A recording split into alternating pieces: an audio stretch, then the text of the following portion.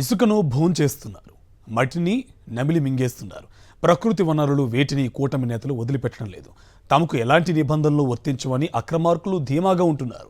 కూటమి నేతల అక్రమాలు అడ్డుకోవడం కరెక్ట్ కాదని అధికారులు తమాషా చూస్తున్నారు. ఫలితంగా చెరువు కనిపిస్తే చాలు మట్టి మాఫియా ముఠాలు అడ్డుగోలుగా తవ్వకాలకు పాల్పడుతున్నాయి. కోట్లకు కోట్లు వెనకేసుకుంటున్నారు. నీతినే శ్వాసిస్తామన్న చంద్రబాబు, పవన్ కళ్యాణ్లు ముద్దు నిద్ర నటిస్తున్నారు. కూటమి దుర్మార్గాల తీరుపై రైతులు మండిపడుతున్నారు. తూర్పు గోదావరి జిల్లాలో మెట్ట ప్రాంతమైన రాజానగరం, జగ్గంపేట నియోజకవర్గాల పరిధిలో పెద్ద సంఖ్యలో గతంలో చెరువులు ఉండేవి. అత్యధికంగా ఈ చెరువుల ద్వారానే పంట సాగు చేస్తారు.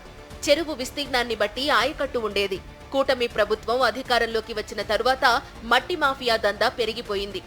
ఎక్కడ చెరువు కనిపించినా అధికార పార్టీ ప్రజాప్రతినిధుల సహకారంతో మట్టి మాఫియా చెరువులను ఖాళీ చేస్తోంది. అక్రమంగా మట్టి తవ్వకాలు జరిపి లక్షలాది రూపాయలు సొమ్ము చేసుకుంటున్నారు. గోకవరం మండలం కృష్ణునిపాలెంలో ఉన్న రాజు చెరువు ఎన్నో ఏళ్లుగా గ్రామస్తులకు సాగునీరు అందిస్తోంది. దాదాపు 290 ఎకరాల ఆయకట్టు ఈ చెరువు కింద ఉంది. కూటమి ప్రభుత్వం అధికారంలోకి వచ్చిన తరువాత మట్టి మాఫియా జూలు విదిల్చింది. ఏకంగా ఏటిగట్టును సైతం తవ్వేసి మట్టిని తరలించుకుపోతున్నారు మాఫియా ముఠాలు. సుమారు 300 ఎకరాల పంట భూమికి సాగునీరు అందించేటువంటి చెరువు. అయితే ఈ చెరువు రైతులకి ఎలా ఉపయోగపడుతుంది అనేది పక్కన పెడితే అంతకంటే కూడా దారుణంగా ఎవరైతే ఈ మట్టి మాఫియాకు సంబంధించిన కొంతమంది వ్యక్తులు ఉన్నారో వీళ్ళకి మాత్రం చాలా మంచి ఆదాయ వనరుగా ఉంది.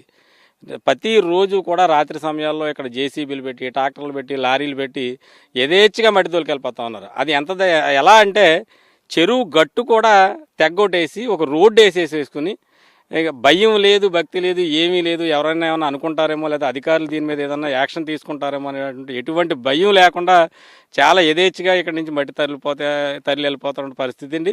అయితే ఈ విషయాన్ని మేము కూడా ఇరిగేషన్ అధికారులకు సమాచారం ఇచ్చాం, రెవెన్యూకి సమాచారం ఇచ్చాం. ఎవరికి సమాచారం ఇచ్చినప్పటికీ కూడా మరి వాళ్ళకి ఎటువంటి రాజకీయ ఒత్తిళ్లు ఉన్నాయంటో తెలియదు. కానీ ఇంతవరకు ఎవరి మీద కూడా కేసులు కట్టిన పరిస్థితి అయితే లేదు. వాళ్ళే చెప్తా ఉన్నారు మేము ఎటువంటి అనుమతులు ఇవ్వలేదని. మరి ఇవ్వనప్పుడు వాళ్ళ మీద కేసులు కట్టాలి కదా, వాళ్ళ మీద యాక్షన్ తీసుకోవాలి కదా, అంటే ఎటువంటి యాక్షన్ కూడా తీసుకోవడం పరిస్థితులు ఉన్నాయి.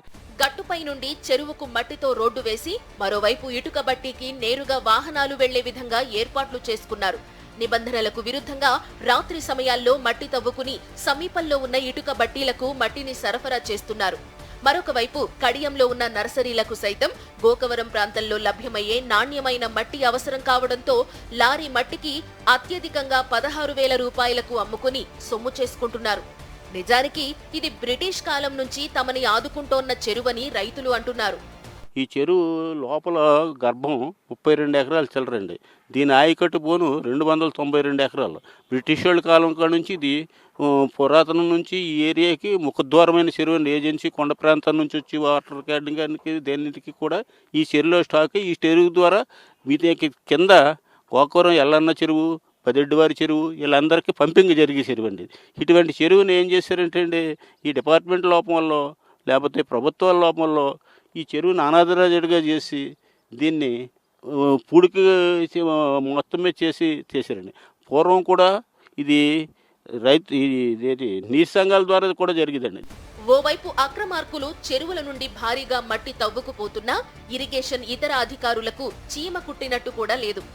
చెరువుల రక్షణను చూడాల్సిన ఇరిగేషన్ అధికారులు ఇటువంటి వాటిపై కన్నెత్తి చూసే ప్రయత్నం కూడా చేయడం లేదనే ఆరోపణలు వినిపిస్తున్నాయి. దీంతో అక్రమార్కులకు పంట పండినట్టవుతోంది. అడ్డు అదుపు లేకుండా మట్టి తరలించేస్తున్నారు. ఇప్పటికైనా అధికారులు స్పందించాలని గ్రామస్తులు కోరుతున్నారు.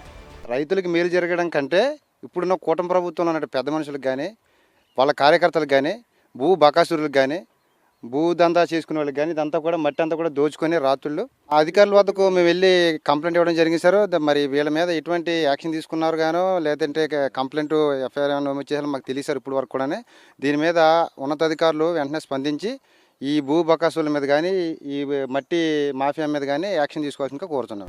నిబంధనల ప్రకారం చెరువులో తవ్వకాలు జరిపినా కేవలం ఏటిగట్టు పటిష్టతకు మినహా మిగతా ఏ రకమైన అనుమతులు మట్టి తరలించేందుకు ఉండవు. అయితే ఇక్కడ పరిస్థితి భిన్నంగా ఉంది. ఏటిగట్టును సైతం బలహీనపరిచి మట్టిని తరలించుకుపోతున్నారు. దీనివల్ల చెరువులో భారీ గోతులు ఏర్పడి తీవ్రస్థాయిలో ప్రమాదాలు సంభవిస్తున్నాయని స్థానికులు ఆరోపిస్తున్నారు. ఇకనైనా పాలకులు కళ్లు తెరిచి మాఫియా ముఠాలకు చెక్ పెట్టాలని వారు డిమాండ్ చేస్తున్నారు.